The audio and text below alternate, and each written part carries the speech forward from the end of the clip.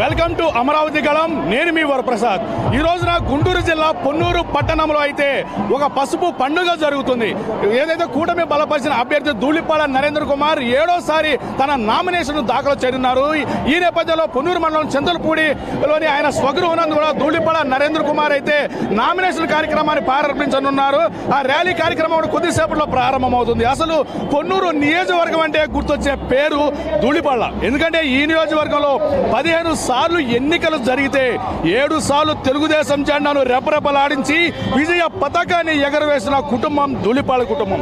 స్వర్గీయ ధూళిపాల వీరయ్య చౌదరి 2 సార్లు ఇదే నియోజకవర్గం నుంచి గెలిచి దివంగత మాజీ ముఖ్యమంత్రి విశ్వవిఖ్యాత నట సార్వభౌముడు తెలుగుదేశం పార్టీ వ్యవస్థాపకులైనటువంటి నందమూరి తారక రామారావు కేబినెట్ లో మంత్రిగా కూడా పనిచేశారు. అయితే ఆయన హఠాన్మరణం అనంతరం కూడా ఆయన వారసుడు ధూళిపాల నరేంద్ర కుమార్ రాజకీయ రంగ ప్రవేశం చేసి వరుసగా ఇదే నియోజకవర్గంలో 5 సార్లు ఎమ్మెల్యేగా ఎన్నికయ్యారు. ఉమ్మడి ఆంధ్రప్రదేశ్ విభజిత ఆంధ్రప్రదేశ్లోని శాసనసభలలో ధూళిపాల నరేంద్ర కుమార్ చేసిన ప్రసంగాన్ని చూసిన వారందరూ ఆయన్ని ముద్దుగా అసెంబ్లీ టైగర్ అని పిలుస్తారు.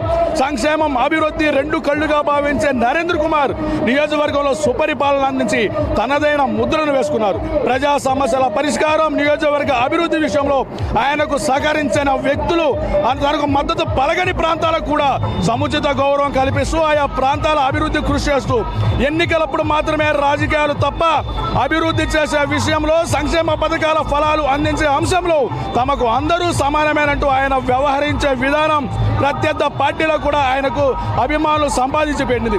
7 సార్లు తెలుగుదేశం పార్టీ జెండాను పొన్నూరు నియోజకవర్గంలో రెపరెపలాడించిన ధూళిపాల కుటుంబం నుంచి నేడు 7వ సారి ధూళిపాల నరేంద్ర కుమార్ పొన్నూరు నియోజకవర్గ కూటమి అభ్యర్థిగా నేడు నామినేషన్లు దాఖలు చేస్తున్నారు. ప్రస్తుతం ఇప్పుడు మనం చూడొచ్చు పొన్నూరు మండలంలోని చింతలపూడిలోని ఆయన స్వగృహం నుండి కూడా నరేంద్ర కుమార్ అశేష జనవాహినితో కలిసి కూడా నామినేషన్ కార్యక్రమానికి అయితే ఆయన బయలుదేరారు.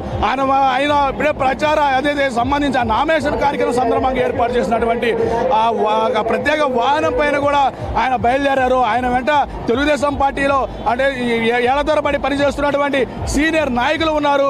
అదేవిధంగా ఆయన సతీమణి ధూళిపాల జ్యోతిర్మయి, వాళ్ళ కుమార్తె వీరవైష్ణవి, అదేవిధంగా కుటుంబ సభ్యులు కూడా ఉన్నారు. ఆయన వాహనానికి ఎదురు కూడా పెద్ద ఎత్తున తెలుగుదేశం పార్టీ కార్యకర్తలు, భారతీయ జనతా పార్టీ కార్యకర్తలు, జనసేన కార్యకర్తలు కూడా పెద్ద ఎత్తున తరలివచ్చారు. ఉదయం తెల్లవారు జాము నుంచే కూడా గుంటూరు జిల్లా వ్యాప్తంగా ధూళిపాల అభిమానులైతే అందరూ కూడా చింతలపూడి వైపు క్యూ కట్టారు. రహదారులన్నీ కూడా కిక్కిరిసిపోయి అందరూ కూడా ఆహా ధూళిపాల, ఓహో ధూళిపాలను అంటూ పెద్ద ఎత్తున నినాదాలు చేస్తున్నారు. ఈ క్రమంలో మొత్తం రహదారులన్నీ కూడా వారి కార్యకర్తల నినాదాలతో అయితే మారుమోగినటువంటి పరిస్థితి కనిపిస్తుంది.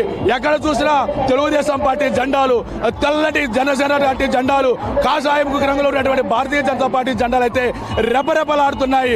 ఏది ఏమైనప్పటికీ కూడా ఇక్కడ ఇప్పుడు రానున్న సార్వత్రిక ఎన్నికల్లో ధూళిపాల నరేంద్ర కుమార్ విజయ బావుట ఎగరవేస్తాడు. నిజంగా ఈ రోజున జరుగుతున్నటువంటి ఈ జన జాతరే అందుకు నిదర్శనం అని కూడా ఇక్కడికి విచ్చేసే వాళ్ళు అయితే చెప్తున్నారు. అయితే మొత్తం మీద అయితే ఇప్పుడే చంద్రపూడి గ్రామం నుంచి కూడా ఆయన నామినేషన్ ర్యాలీ కార్యక్రమం అయితే ప్రారంభమైంది.